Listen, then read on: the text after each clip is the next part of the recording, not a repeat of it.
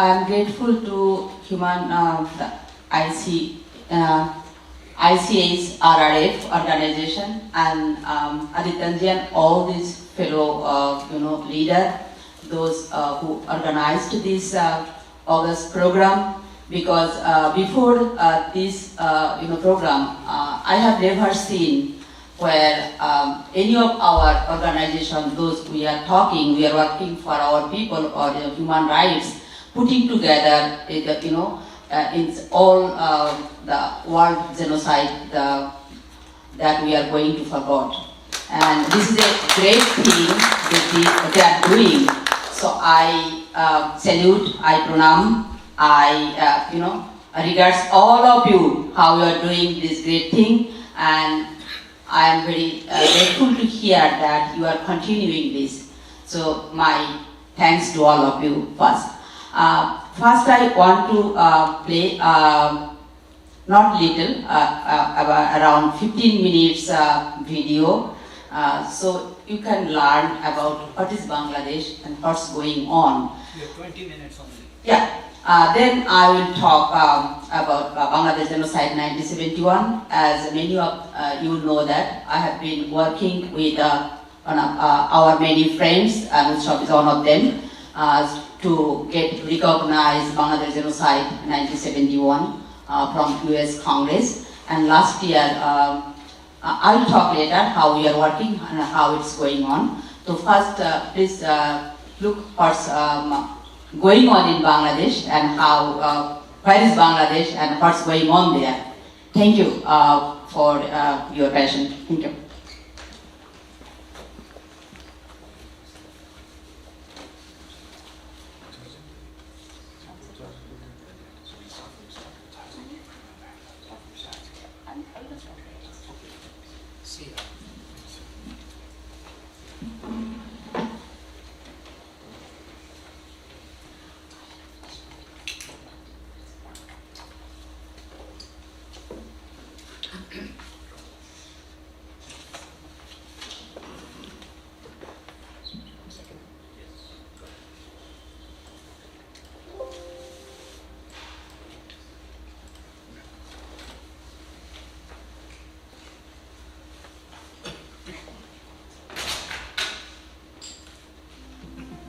With an average of more than 6% annual GDP growth for over a decade, Bangladesh is one of the fastest growing economies in the world.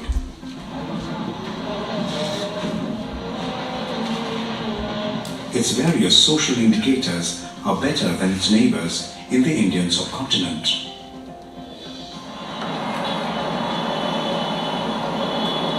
More Bangladeshi girls are now going to school, and about 3 million Bangladeshi women are literally clothing most of the world. Bangladesh has a robust ready-made garment industry that is second only to China, and 80% of the workers are women. The country is mostly self-sufficient in food-grade production, and its infrastructural growth is also rapid. In less than a quarter of a century since 1947, this land has changed its name and political identity not once, but thrice. Under British India, it was called East Bengal. In 1947, when India and Pakistan became separate and independent, East Bengal became the most populous province in the Islamic Republic of Pakistan and changed its identity to East Pakistan. In 1971, the Pakistani army, with local collaborators, slaughtered a very large number of their own people of East Pakistan and raped hundreds of thousands of women. After a bloody struggle put up by the freedom fighters and with military, political and diplomatic help from India, the land and its people gained independence. A change of identity once again, with a new name, the Sovereign Secular Socialist Republic of Bangladesh.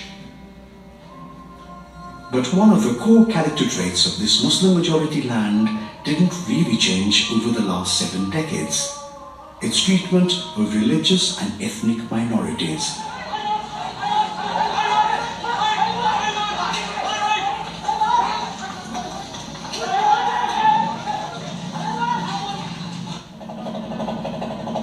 Bangladesh is a tropical country with soothing, verdant greenery and 700 flowing rivers. It is rightly striving to be recognized as a higher middle-income country by 2021. But just under this veneer of growth, in this green tropical paradise of unparalleled natural beauty, lurks a dark, sinister plot. Islamic fundamentalists over the last 7 decades are continually trying to turn Bangladesh into a pure Muslim country where non-Muslims either have no place or can, at most, live as second-class citizens.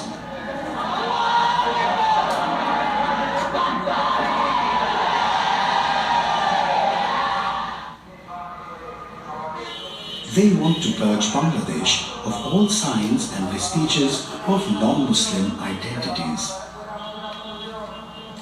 Within a few years of independence, secular Bangladesh declared Friday, the Islamic weekend, as their weekly holiday. Indigenous communities were ordered to become Bengali and adopt Arabized Bengali, the state language of Bangladesh. The Bengali calendar was changed, ignoring the non-Muslims and their rituals and religious practices that go along with the traditional Bengali calendar. Finally, in 1988, Islam became the state religion in hitherto secular Bangladesh. As always, Hindus, Buddhists and indigenous communities are regular victims of torture, intimidation and persecution in Muslim-majority Bangladesh. Hindu houses are looted, torched, seized. Women are molested, raped, abducted and forced to marry Muslims. Persecuted, tormented Hindus leave their homeland and come to India as refugees.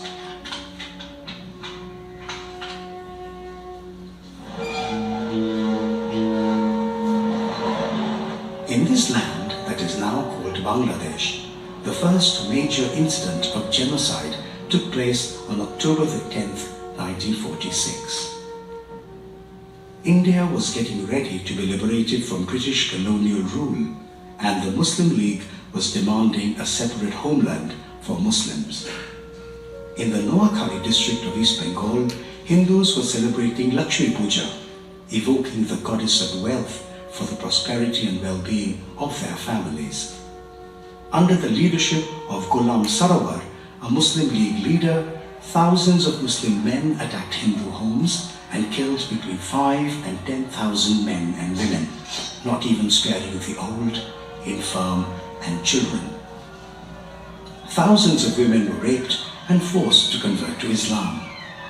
Most of the homes were looted and domestic animals taken away. Many thousands of Hindus were forced to leave their homeland. The genocide was widespread and affected an area of about 2,000 square kilometers. Ironically termed as the Noakhali riots, not one Muslim was killed, raped or tortured by the Hindus. And incidentally, no police or legal action was taken against any of the Muslim assailants.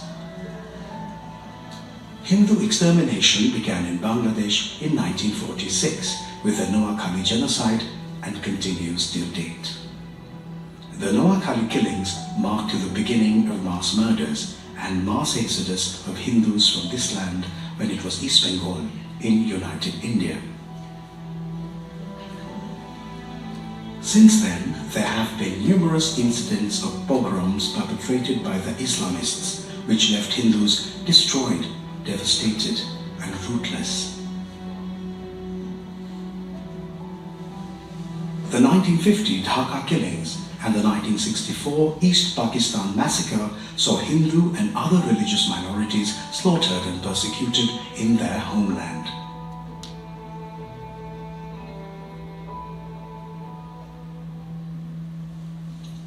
The 1970 elections, perhaps the first free and fair one in Pakistan, gave the Awami League a clear mandate. But but that was rejected by the West Pakistani political clique. In 1971, after all negotiations failed, Awami League Supremo Sheikh Mujibur Rahman called for the independence of Bangladesh.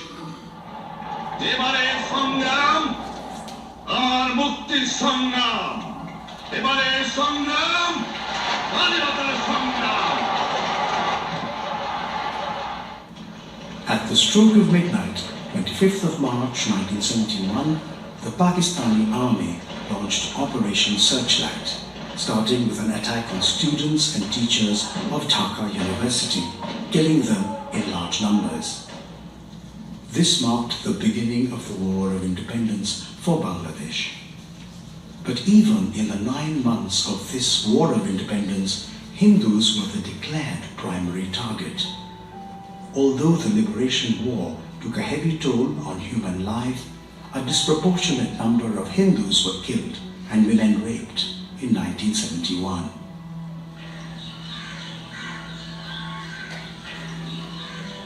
The people who helped and led the West Pakistani army to hideouts of the freedom fighters, and particularly to Hindu homes, were their Muslim neighbors. They were the Razakars, the patriotic volunteers of Islam. A new nation was born with a new identity, but the oppression of Hindus continued. The years 1989, 1992, 2001, 2014 show some vivid examples.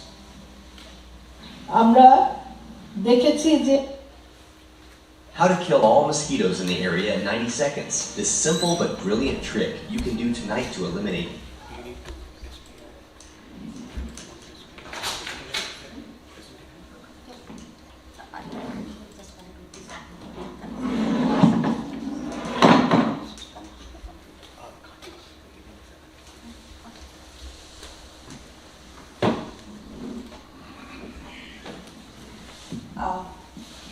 Thank you for watching.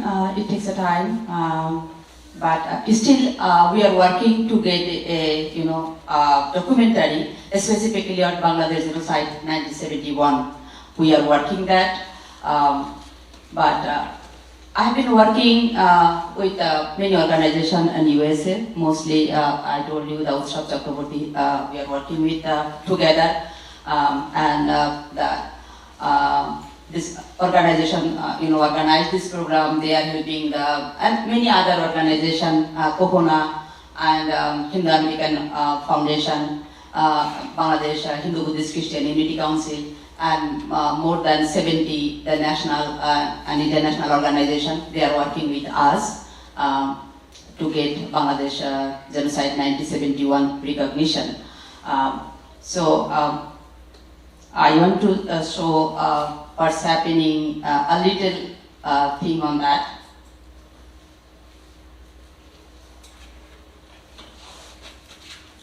Yeah, this is the Bangladesh 71 genocide. You saw some of the video. This is a vivid picture of this genocide. Mostly is taken place of Bangladesh on Bangladeshi Hindu. During the Liberation War, the Hindu population was 18.5%. According to the census, 1961. In 1971, that was the next census after the genocide, the population came down 13.5%. So you can easily understand, during the war, the genocide, 5% Hindu murdered by the Pakistani army. And the calculation of this 5% Hindu, according to the 1974, it should be 3.8 million. But according to the Indian refugee document from 1961 to 1970, it was 1.1 million. So if we calculate straight away, if we deduct from 3.8 million to 1.1 million, the Pakistani army murdered 2.7 million of Hindu. The total murder was, according to Bangladesh government document, it's 3 million. So you can understand how disproportionate murder was the Hindu community.